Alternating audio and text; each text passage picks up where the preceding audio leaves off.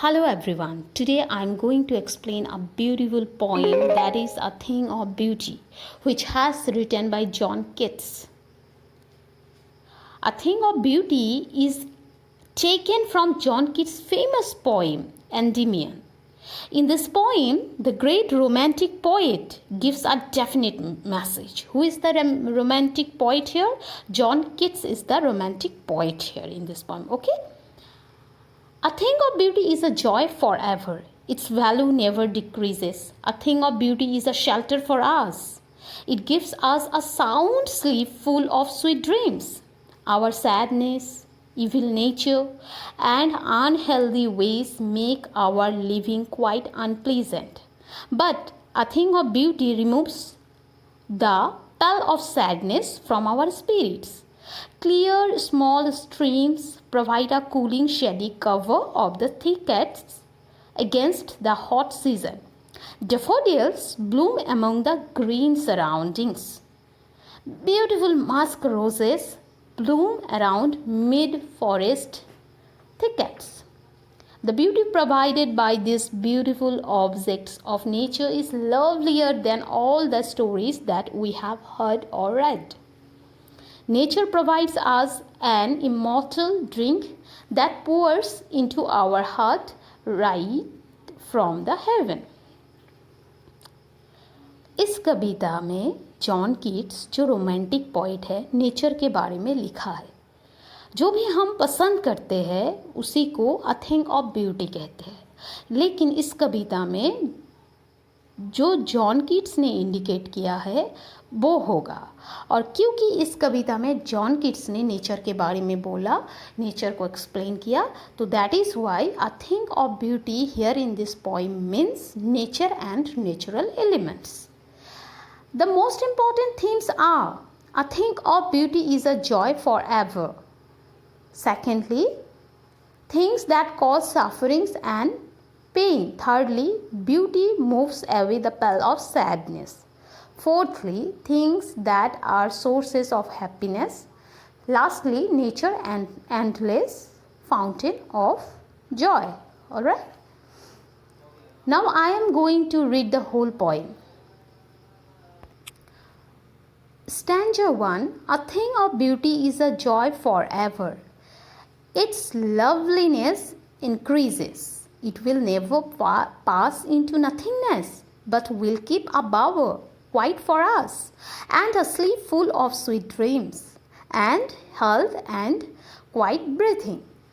इसका मतलब है a thing of beauty is a joy forever, जो हमें constant happiness देता है, जो endless हैप्पीनेस देते हैं, जॉय देते हैं. तो think of beauty is a joy for ever and जो इट्स लवलीनेस इंक्रीजेस, इसका जो ब्यूटी है डे बाय डे इंक्रीज होते रहते हैं. It will never pass into nothingness, ये जो है it will never end but will keep a bower. Bower means a pleasant place in the shade under a tree, जो हमें छाँव देता है, सुरक्षा देता है, एक सुकून की जगह देता है जहाँ पे हम रहते हैं. And a slip full of sweet dreams and health and quite breathing. तो यहाँ पे यही कवि ने बोला है कि a thing of beauty is a joy for ever which is a source of constant Joy. Its beauty always goes on increasing and it will never be reduced to nothingness. A thing of beauty provides a pleasant shelter. Shelter मतलब रहने की जगह. A place in the shade under a tree for us. जैसे एक बड़ा सा पेड़ के नीचे छाँव होता है, वहाँ पे हमें क्या मिलता है? सुकून मिलते हैं, आराम मिलते हैं. गर्मी में हम वहाँ पे जाके अपने आप को सुरक्षित महसूस करते हैं, जहाँ पे हम आराम करते हैं. और जो हमें इट प्रोवाइड्स आज a sound sleep. It is full of sweet dreams and quiet and effortless breathing.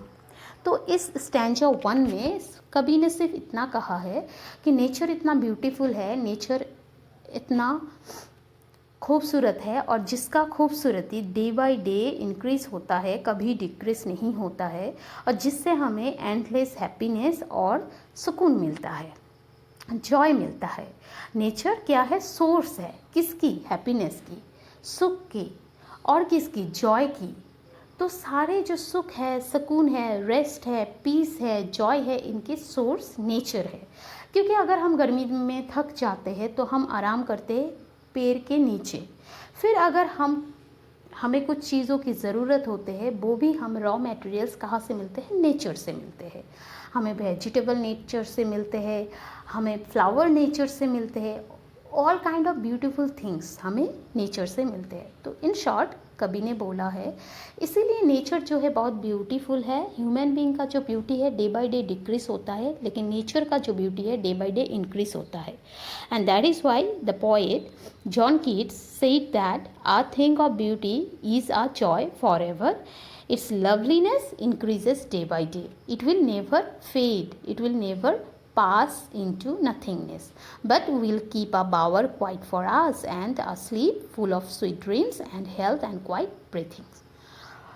All right. So now come to stanza number 2. Stanza number 2 में कवि ने कुछ इस तरह कहा, इसीलिए therefore every next day we are weaving a flowery wreath to bind us to the earth. There is disappointment and dejection all around.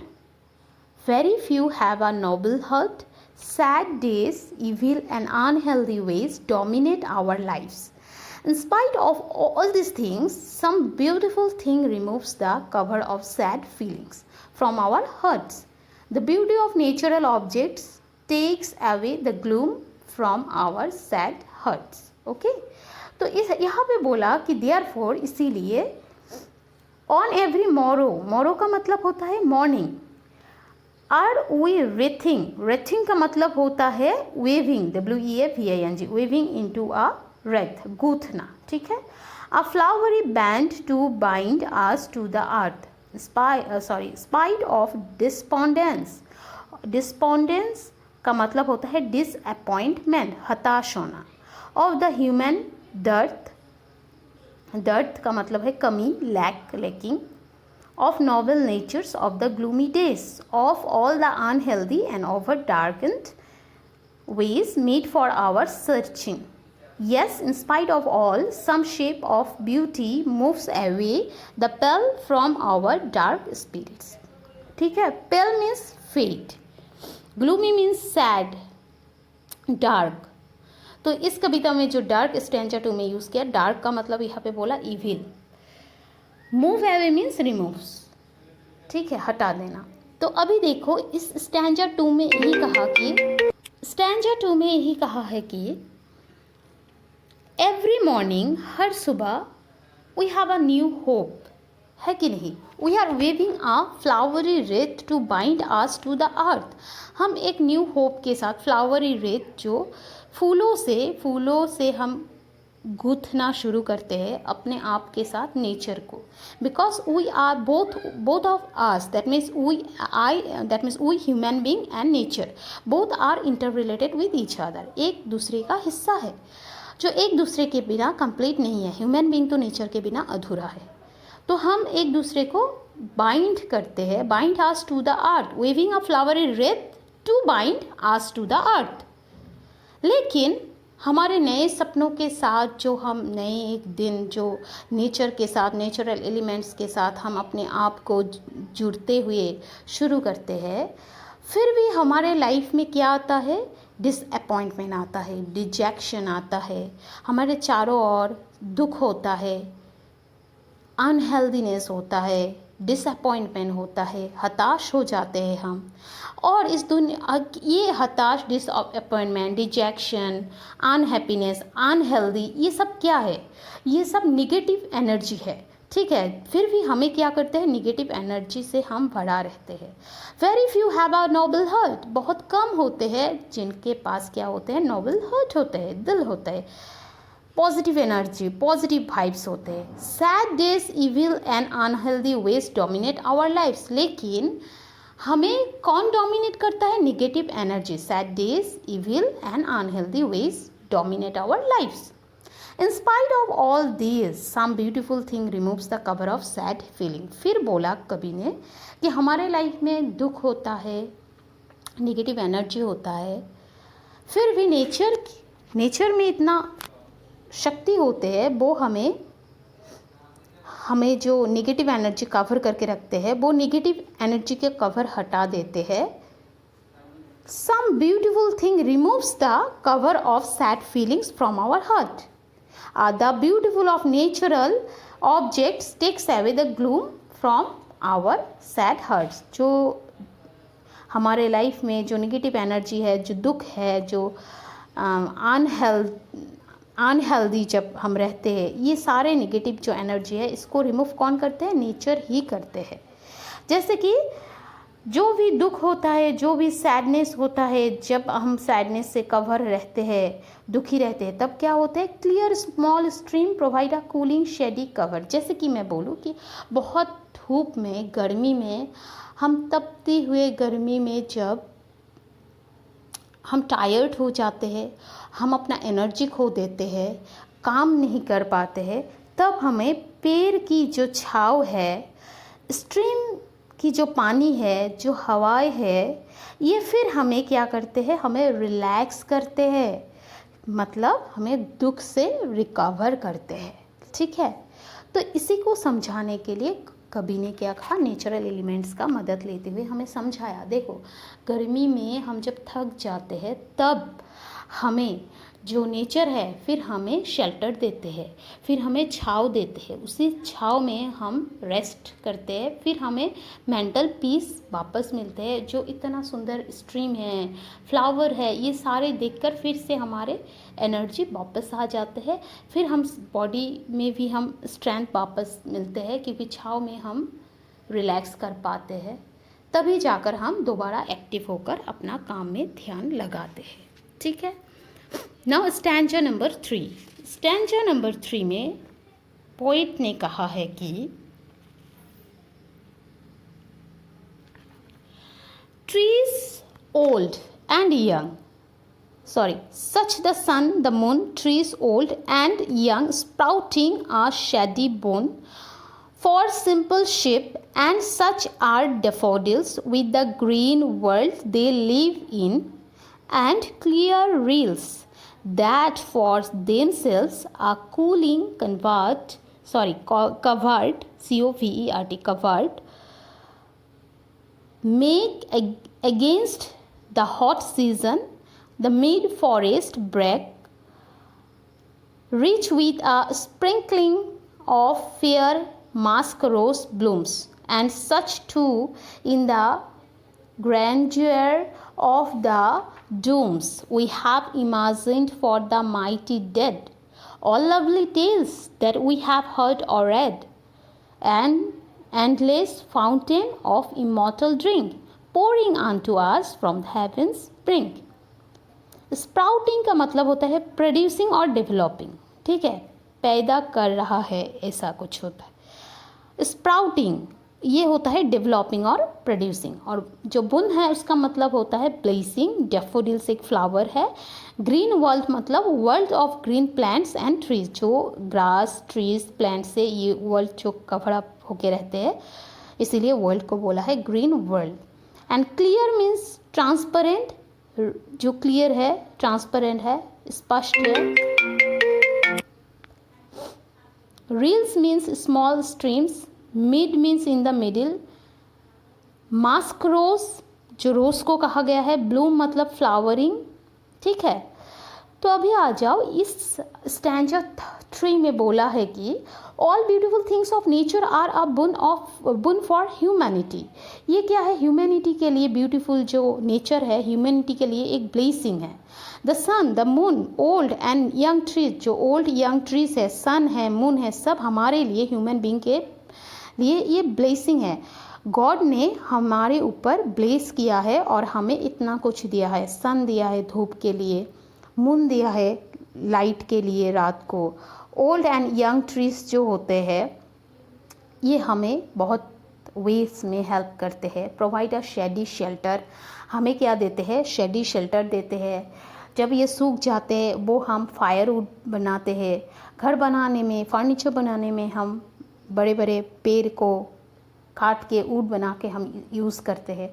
तो तरह तरह में हमें नेचर हेल्प करते हैं. Daffodil flowers are blooming among the green surroundings. हमारे चारों ओर क्या है? डैफोडिल फ्लावर है जो ग्रीन है, जो कलरफुल है, जो हमें बहुत ही रिलैक्स करते हैं, जो हमें बहुत ही हैप्पीनेस देते हैं, हैप्पी फील करवाते हैं। Small streams with transparent water with a cooling shelter of thickets. Small streams जो है, जो पूरा एकदम साफ पानी है, जो इतना ट्रांसपेरेंट है कि उसके अंदर क्या है, जैसे ऊपर खड़ा होकर हम अपने आप को देख पाते हैं, उसके नीचे पत्थर है वो भी दिख रहा है, वो हमें क्या देते हैं? कूल करते हैं। जो उससे हवाएं बहते हैं वो बहुत ही कूल होते हैं। They protect themselves from the hot season. वो हमें हॉट सीजन से प्रोटेक्ट करते हैं। और यहाँ पे बोला है brakes are growing in the middle of the forest. That means thickets. Thickets मतलब होता है झाड़ी। फॉरेस्ट में क्या है? झाड़ियाँ जो है, मतलब छोटे छोटे पेड़ पौधे जंगल में, तो वो उगते रहते हैं, बड़ा होते रहते हैं। They have been made more beautiful and grand by a sprinkling of blooming musk roses. This magnificence and beauty surpasses grandeur of the doom that we have imagined for our mighty dead forefathers। ठीक है। So this beauty excels any other as we have heard or read in our lovely tales। ये जो natural element है, ये जितने प्रकार में हमें हेल्प करता है, हम ऐसे ही नेचर का स्टोरी हम किन से सुने थे? हम फोरफादर से सुने थे, हमारे ग्रैंडफादर ग्रैंडमदर से सुने थे, जो हमें बताया करते थे इतना सुंदर एक घर है जहाँ पे इतना सुंदर एक जगह है, पेड़ है, पौधे हैं, फ्लावर है, झरना है, जो कहानियों में हम सुनते थे। और वही कहानी हमें इस दुनिया में हमें रियल देखने को मिलते हैं। वो रियलिटी में जो हमें मिलते हैं वो क्या है? नेचर है। और हम इसी नेचर की कहानी डिफरेंट वे से हम अपने ग्रैंडफादर ग्रैंडमदर फोरफादर से सुने थे। और वही फ्लावर के कहानी, वही नेचर के कहानी, वही स्ट्रीम, वही ग्रीन, वही ग्रास, वही हिल्स, ये सारे माउंटेन्स, ये सारे हमें हमारे आसपास में हमें देखने को मिलते हैं, जो हमें मदद करते हैं, जो हमें पीसफुल रखते हैं, जो हमें शेल्टर देते हैं, सुकून देते हैं। तो डिफरेंट वे में हमें इस दुनिया में जीवित रहने में हमें मदद करते हैं। तो हमारे जो नेचुरल ब्यूटी है, हम जितना पढ़ा है, हम जितना सुना है, उससे भी मोर देन दैट है, ये उससे भी ज़्यादा है। जैसे कि हेवन से, ब्रिंक मतलब है कॉर्नर, हेवन का पैराडाइस के कोई कॉर्नर से एक सुंदर, मतलब एक पोरिंग हो रहा है, मतलब ब्लेसिंग हमारे ऊपर पोर कर रहा है, हमारे ऊपर ब्लेसिंग दे रहे हैं, जिसके लिए हम इस दुनिया में खुशहाल ज़िंदगी नेचर के साथ बिता रहे हैं। तो जिसके लिए नेचर हमारे साथ है, जिसके लिए नेचर डिफरेंट वे में हमें मदद करते हैं। तो this is the summary of this particular poem. It is all about nature and natural element. All right. So every little or big thing of nature is a thing of beauty and a source of pleasure. The sun, the moon, the trees, old trees and young trees and daffodil flowers are all things of beauty. So are small streams with clear water, mass of ferns and the blooming musk roses. They are constant source of joy and pleasure. All right. So this much for today. Thank you.